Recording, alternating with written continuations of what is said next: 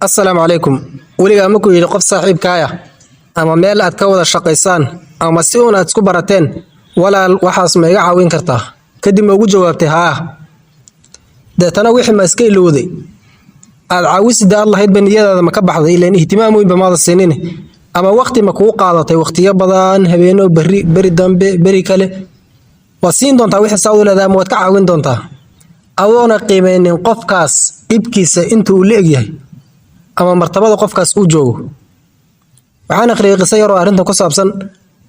waxaa jiray baa la yidhaahdaa nin odaya oo waayeel ah oo waardiyin jiray qasri nin boqor uu degan yahay. odaygaan ma haysta wax dhaxanta uu ka xidho.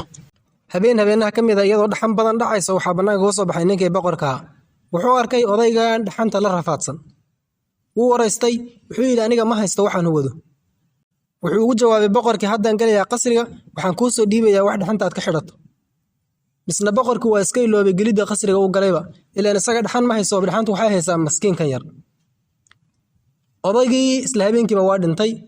warqad buu laakiin wuxuu ku qoray mataqaanaa waxaan dhaxanta u soo jeeday boqolaal habeen anoo adiga ku waardaynaya laakiin waxaan u dhintay caawa ballantaadii darteed. yacni awal hore wuu ka gaashaamin jiray baa laga yaabaa ama niyadiisa muuna siin jirin waxbaad ka helaysaa qof ama dhaxanta waxbaad ka huwanaysaa. laakiin maanta wuxuu raaciyay niyadiisii inuu dhaxanta wuxuu ka huwada caawa heli doono. hanqalkii uu taagahayay ayuu wuxuu warqadii ku qoray baa la yidhahdaa waxaan u dhintay ballantii aad caawa ii qabatay.